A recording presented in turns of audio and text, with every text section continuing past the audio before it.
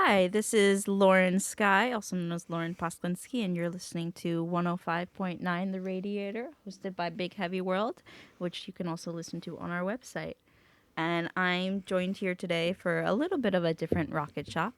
We have here one of our teachers who was running the digital media lab as a class. Is that Still, right? still running, still running, Still running, still running. still running. My Yes. bad. Hi. J- So to help with high schoolers learning about all sorts of things music related, and about the history of 242 Maine, which if you're not familiar with, you can read about on our website at bigheavyworld.com.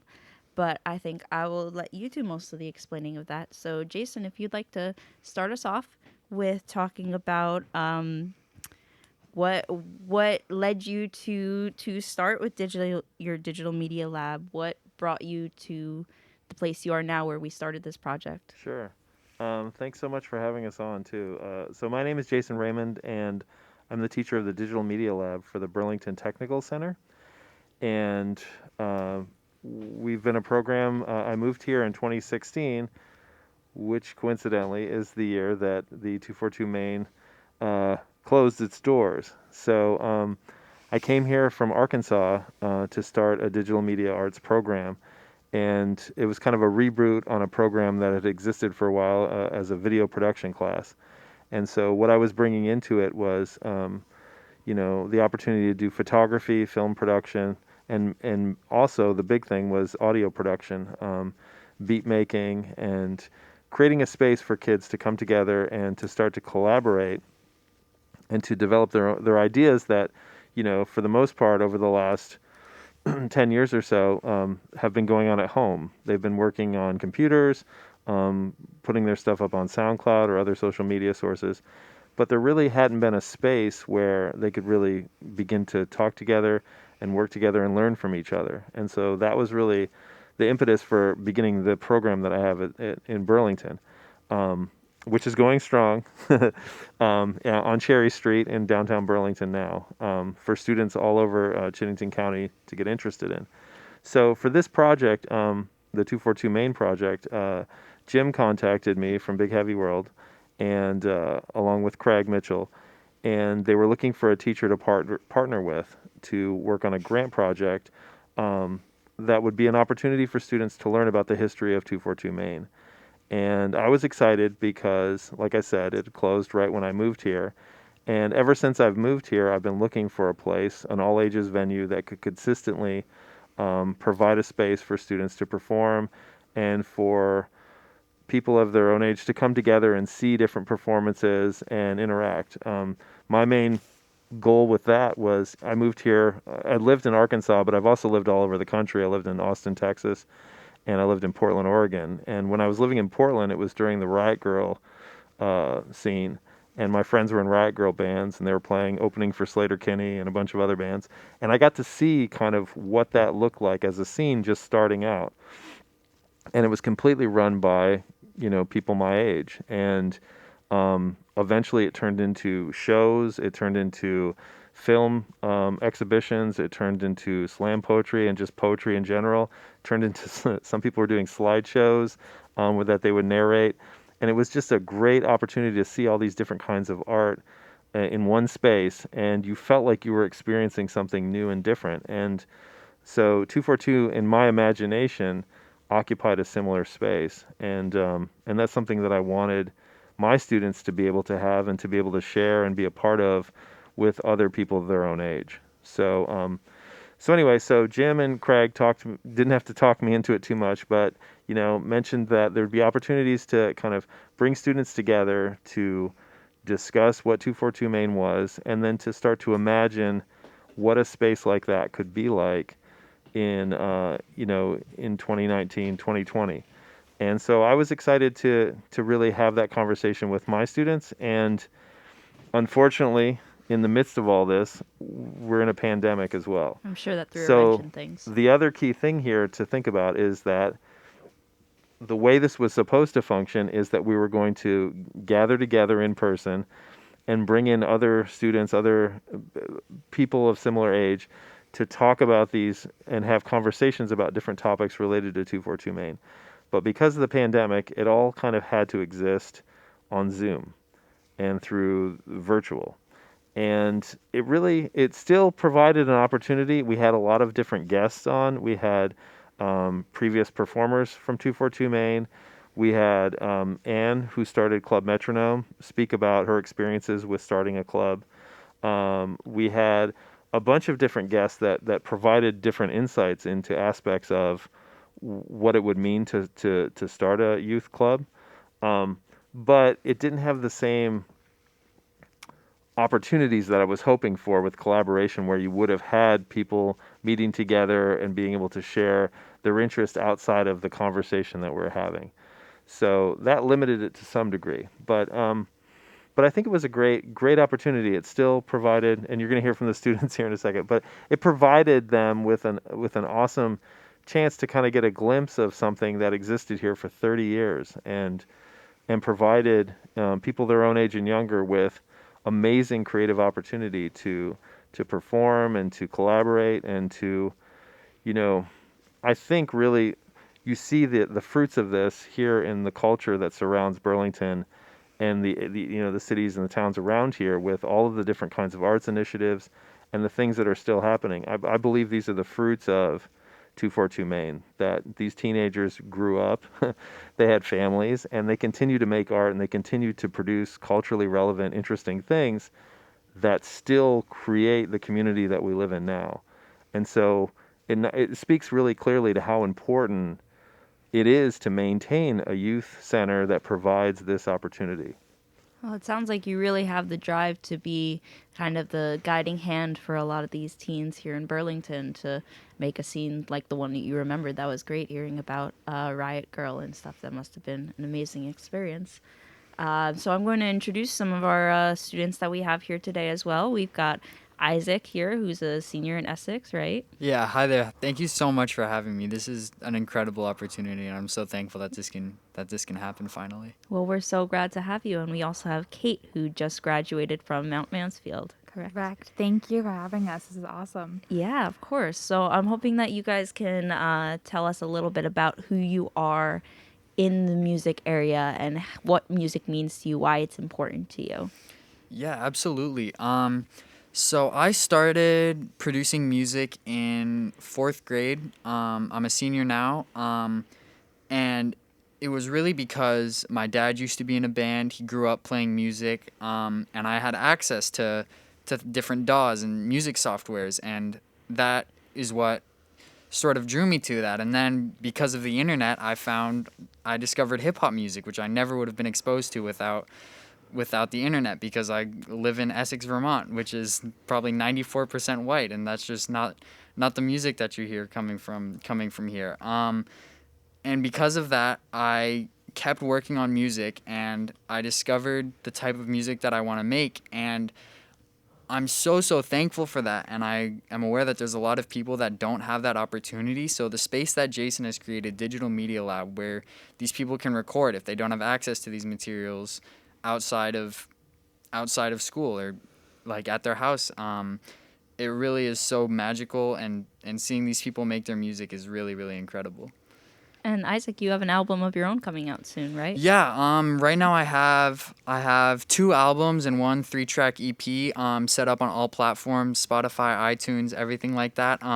It's under Isaac in the Brain, ISAAC, and I've got another project that I'm working on now full of transitional tracks where every song transitions into the next one and makes it one cohesive project, which I'm really, really excited about. That sounds awesome. And Kate, maybe you can tell us a little bit about you.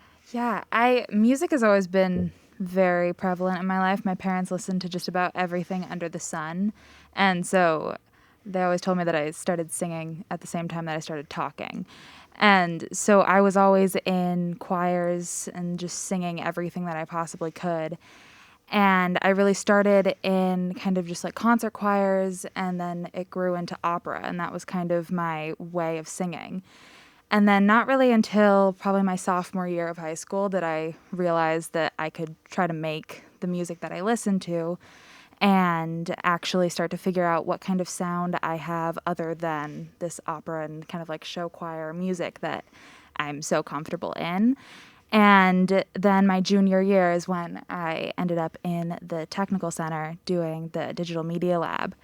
And I only got actually half a year physically in the class before the pandemic hit, but even just having the support and having the guidance of the class and having the option for collaboration and those people that we met just even in the beginning of the class was really helpful, and it kind of gave the opportunity to not feel too nervous about what you're making and seeing that everyone else is figuring out what they're doing as well. It's not just you that's kind of just screwing around with everything.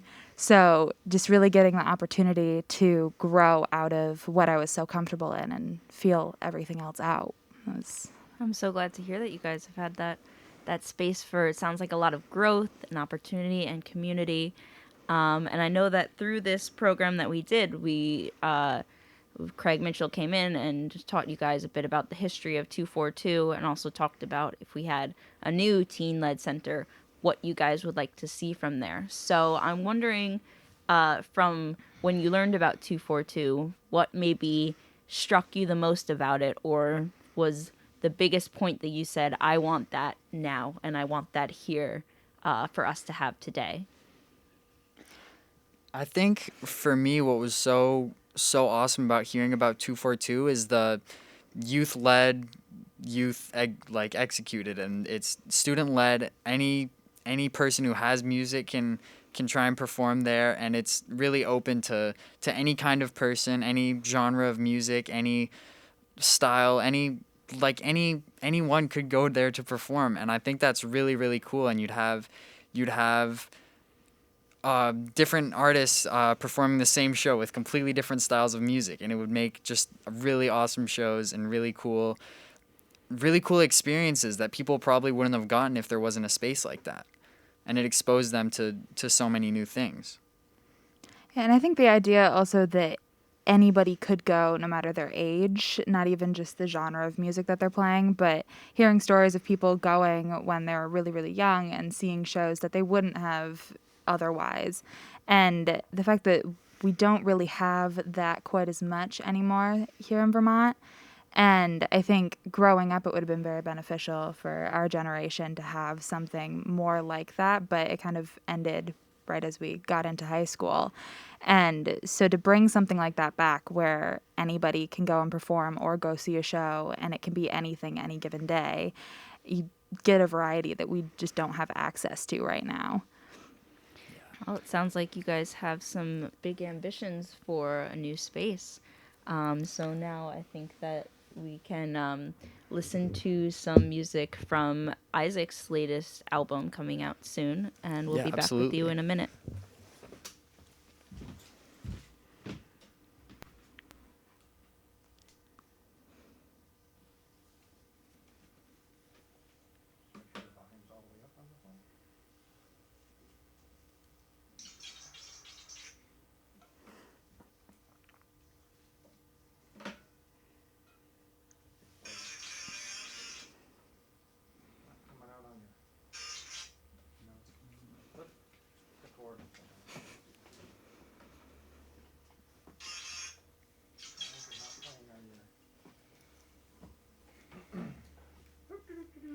Just a moment while we have technical difficulties. Do we want to try Kate's first? Yeah, we can Sure. Can I make one statement while we're waiting, kind of in between? One thing we haven't highlighted though is, I think the big difference of a new space too, compared to what 242 Main was, is the introduction of a broader, more eclectic mix of new Americans that are living here in Vermont. And I have many students from the Congo and Nepali students. In the past, I've had people rapping in a variety of languages, in French and Swahili. And so I think one thing that we talked about also is just the possibility that exists now for so many youth that are here to perform music that they are passionate about, that they care about, and that can be such a broad array of styles. and from different cultures and different languages, and bringing that component in, as well as kind of, 242 Main is thought of a lot in terms of being a punk venue, rightfully so. That was the primary kind of music, but now with hip hop being kind of the center of the universe for music, and then all of the different genres that have split out of that, including electronic music, as well as all of these different styles from Africa and from Asia, bringing all that together in such a small city as Burlington, I think we have an amazing opportunity to showcase all of these diverse talents and abilities. So, that's really, I think, another key ingredient to this is just the opportunity now to really begin to blend all of these voices together in shows. That's an amazing perspective, and it's really shows how we can grow on the legacy of something old rather than just chasing the same old glories over and over. And I'd like to touch on that more, but I think first we're going to listen to some tracks from Kate.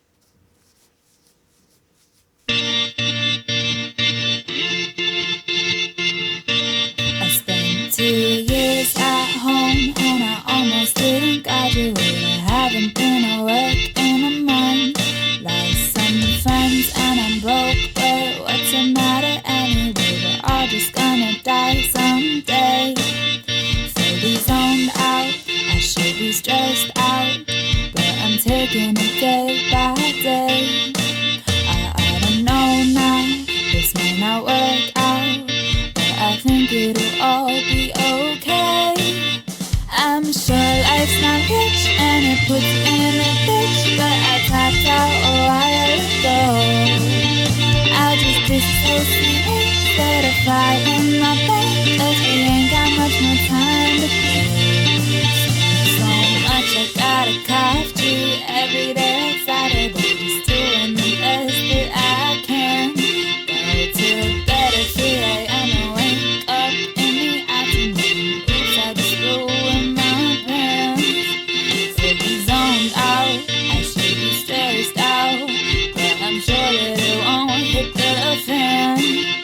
I don't know now, this might not work out, or it might just go as I plan. I'm sure life's not rich and it puts me in a ditch, but I tapped out a while ago.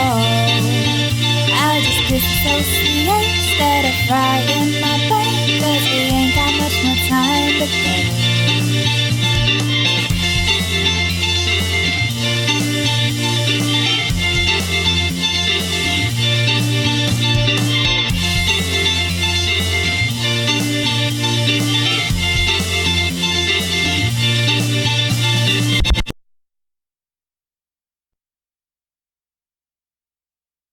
I don't know what happened there.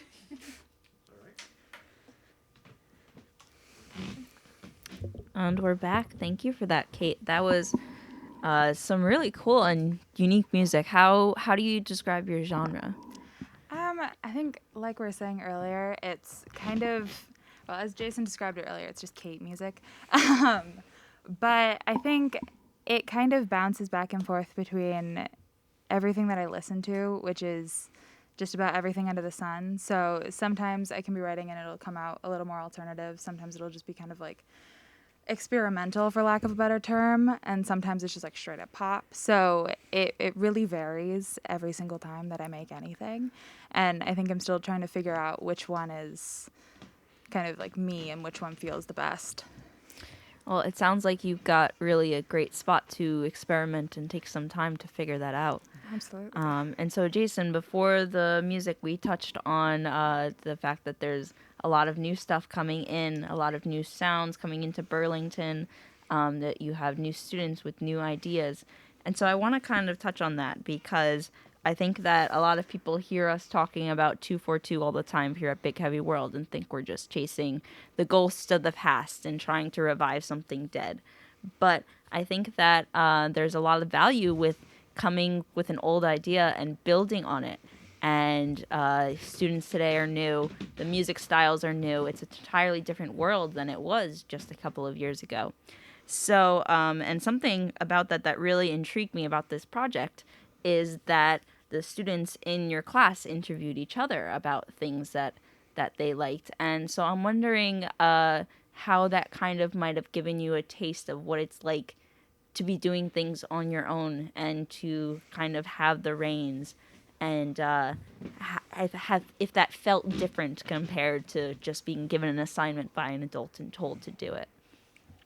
Well, it was being able to talk to friends about this stuff, about something that actually is extremely important to me, and being able to ask them what they would think. People who I actually talked to someone who doesn't even make music. They're a mechanic, and the idea to them that a space where they could see their friends perform, see people their age performing music, it like they were super intrigued by it. And I think any teenager could see their friends perform and really appreciate it, regardless of what time period we're talking. Art will never die. It's constantly evolving, and there will always be a need for somewhere for teenagers to release all their passion that they've been putting into their creative projects. And Jason, as a teacher, I've told you before that I'm also a teacher, and I know that feeling of watching your students as they're making new connections and really making progress into something they love. So I'm wondering about your perspective on seeing all this happen and watching this whole project come to life, and how that made you feel, how that might have changed your perspective on things, what kind of vision you had going through with this, and how it might have changed through the process. That's interesting.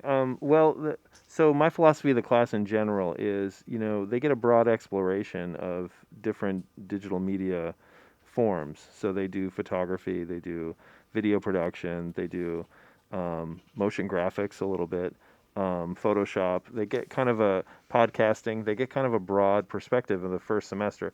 Second semester, I give them a lot of independence, and they're working mainly in audio production or filmmaking.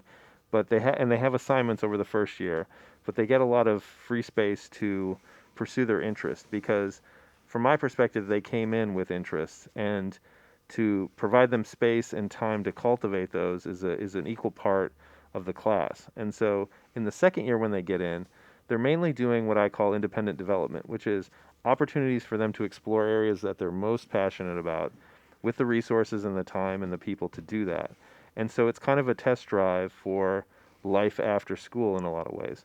And it gives them an opportunity to also have go on virtual field trips, in the case during COVID, to see different colleges that they may be interested in, to talk to different recruiters and people that they may be interested in if they want to go in a college direction.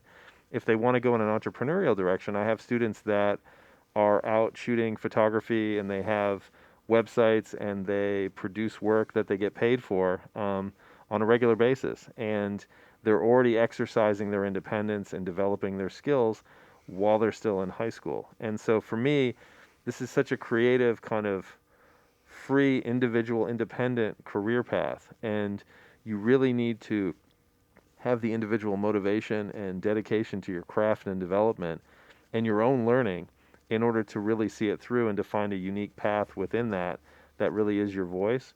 And so that's kind of what I try to create and model. So the program, the 242 Main project, was an extension of that to a large degree. And like I said before, my big missing piece in this whole thing right now is providing exhibition and performance in a variety of locales that provide the students with that last piece. Because one thing that really hit home for me during the interviews and the conversations is that the whole process of putting on a show and promoting the show and making sure everything runs smoothly is an entirely different career path. And some students who maybe they get a certain point in the process and they realize that for whatever reason they don't have the motivation, the dedication other students in the room have to be producers and artists, there's still a path where they can be a part of the culture that and part of shaping something that they're passionate and interested in supporting other people that they find inspiration from, who are the same age as they are, producing work. And so I think part of this whole thing that I think is important is finding the exhibition spaces and allowing students to start to participate in creating those events is a key ingredient here for some students who maybe aren't going to be the artist or want to be the performer, but they could find a lot of meaning and a lot of purpose in their lives by contributing in that other way.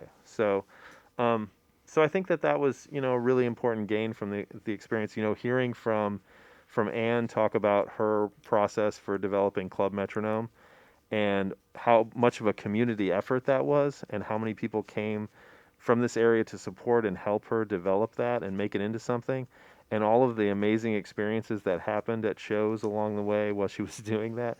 Um, I think it really sort of also lessened the feeling that they had to know everything before they could do it. And I think that that's an important, Kate mentioned that a little bit, like realizing that everybody in the room doesn't necessarily know everything. And then that sort of makes it so that you can enter into whatever you're interested in and just try it out. And if you just start, in Kate's experience, like I saw her start using Ableton, and then saw her make some beats, and then saw her take it home and start making her own music out of it. And to see that process, that's really the most meaningful thing that you can get out of, being a teacher, is to see someone who hasn't done something with anything, and then start to kind of find their way through it and create enough of a supportive system that they can do that and access it and develop those skills and feel comfortable messing up and comfortable showing you whatever version of where they're at, and you not completely destroying them on that, but providing them with encouragement and continuing to develop from where they are. And so, yeah. So I guess like from my perspective, this missing ingredient is really essential for this community to continue to evolve and to provide teenagers with the ability to create culturally relevant material that means something to them in the language and in the form that is most meaningful to them right now, which won't look like what their parents are interested in. It won't look like what I'm interested in. Maybe I'm a little interested in it, but it'll be something that is authentic to who they are. And so I think that that's really something the community needs to rally around. I mean, we have a lot of opportunities here for students who are interested in traditional art forms, who are interested in orchestra, band, choirs, who do plays. We have a lot of musical theater in this region, but we've kind of turned a blind eye to anything digital, to anything that is actually what the students are doing in their house, something that they're actually doing at home outside of school. I have kids that are coming back to my class to work on projects with other kids after they've already gone home from Burlington to Shelburne. They drive all the way back to work with a kid on a project for school. So, and that's not the one person doing that. That's like everyone. So it's a meaningful thing to them, and they care about it, and they want to see it through. And so I think that the community at large needs to look at that and go, why aren't we supporting this? Why aren't we creating this opportunity to extend this out and make it a fixture in our culture about who we are and our values? Yeah, I definitely hear you there, especially on the digital end. My generation is on the tail end of that, where things are starting to go digital, and you guys at your age now must be right in the thick of it. And then when COVID hit and everything went digital, and it was like the whole world had to learn how to use technology the way that teenagers use it. And Kate, you talked to me a little bit before we started about how amazing you think it is that things can be all digital now. But so I'm wondering if you can maybe talk a little bit to how that technology has helped or hindered you, how it was like during COVID, whether it was kind of maybe whether it changed how you think you approached this class and this 242 main project to be all digital.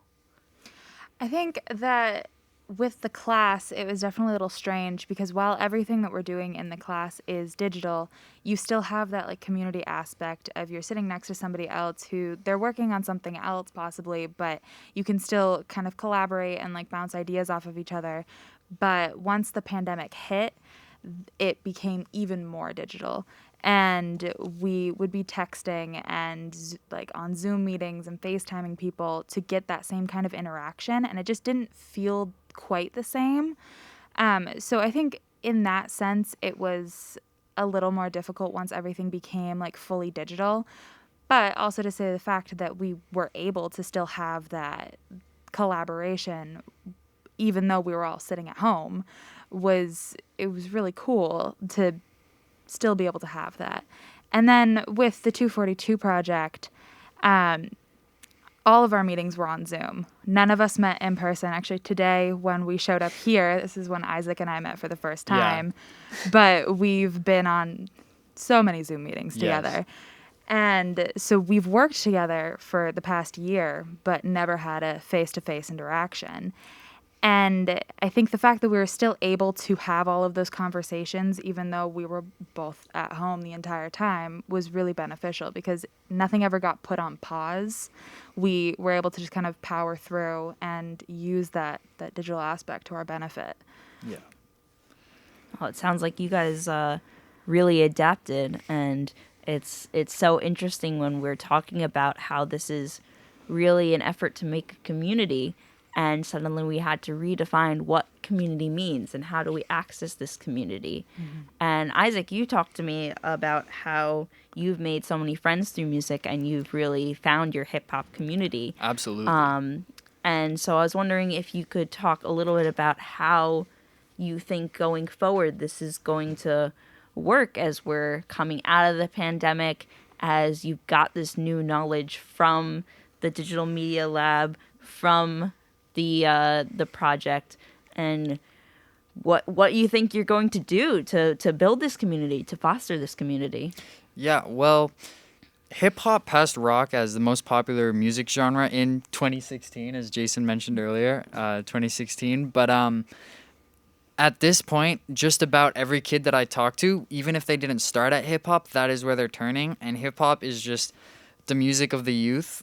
And while obviously there's so much experimentation within hip-hop, there's people including elements of emo music in hip-hop. There's hyperpop, which is a whole nother thing with pitched up vocals and like questioning gender identity, and it's just all over the place, and it's what people will be doing. And here in Vermont, I've met kids who have all tapped into their own little subgenres of hip-hop, and now they're collaborating together because of the space that we have. And it's just so cool. It's almost a problem how many hip hop artists there are now going to the space where we have one recording booth, so it can taking turns can become a bit of an issue, but it's just so incredible. I have a friend who will normally do a studio session at his house on the weekend, get as many people as we can to go and try recording, even if they've never recorded before.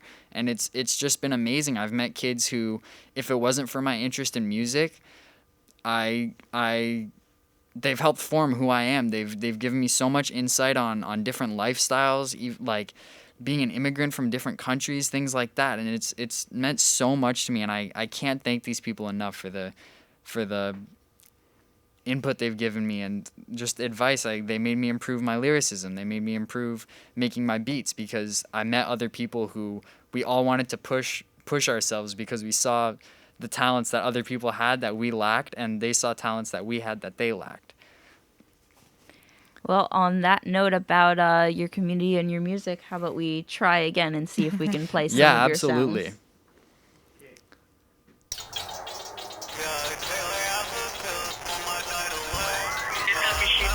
Sí.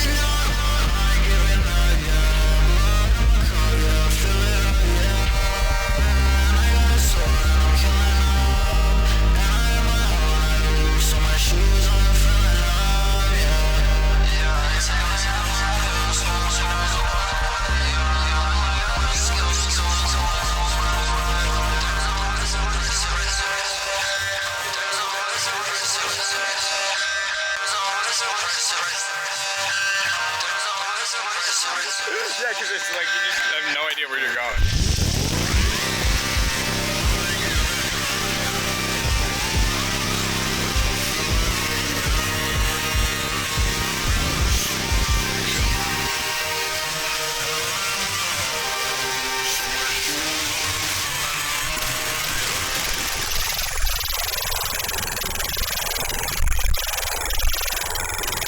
Isaac and the Brain. Isaac and the Brain. I'm the human embodiment of street cover, failure, and hypocrisy. I never want sight of anyone outside of myself. I kill my own health. I kill my own health. I should kill myself. I hate all hoes and I'm hurting everyone else.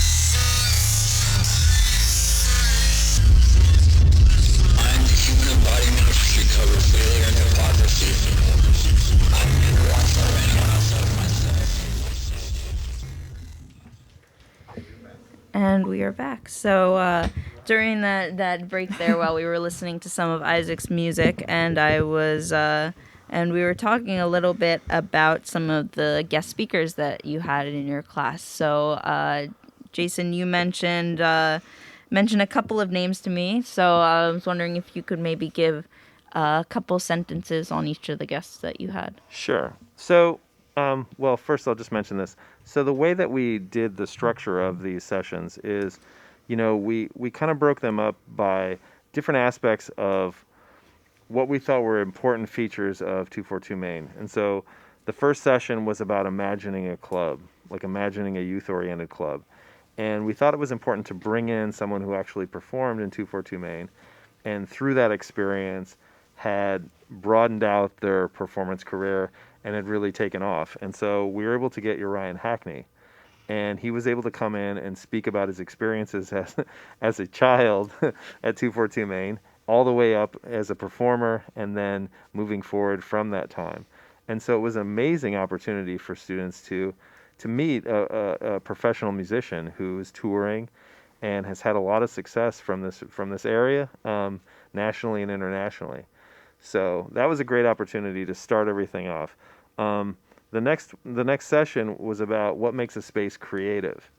And so really the talking on that one was around, what features of it would make it feel like a space that you could be creative and create stuff. And so what we did is we kind of looked at interviews from the archives that Jim provided and put those together of different performers who had been in the space, talking about their experiences. And then my colleague in this whole endeavor, Craig Mitchell, because he has such a broad range of experience and talents as a performer, as a producer, as a club owner, he was really able to talk about some of the components and things that he did to really create those kinds of environments in his own spaces that he owned. as well as a performer, and kind of the things that he needs in order to be creative. The next week was really cool. It was about running a performance space. And as I mentioned before, Anne Rothwell from Club Metronome was able to talk about her experiences starting a club and kind of all the day-to-day involved. And that was really the session that, to me, like I said before, brought home the need for education, hands-on education around performance and around how do you go about creating space, and all the jobs involved in that process, including marketing, that the students would need to participate in, and what a key aspect of their education as performers and artists that would be to have that experience. The next session was kind of an interesting one, and it could only have only have happened in COVID times, because we did two different virtual interviews at different times, and then we edited those together, and we had them over 2 sessions where we were able to have the director of Outright Vermont, Dana Kaplan, speak about creating inclusive spaces and what those mean to create a space where you feel safe. And we also had Taylor Small, Vermont State Rep, also talk about why creating safe spaces are important, and sort of the process of how those spaces were helpful in her development as a human being to kind of feel safe and comfortable and confident, and to begin to perform, and what an important part that was in her development to kind of have those experiences. And so those were great sessions, and they really provided, a broad array of perspective for the students to really bounce ideas off of, and to also share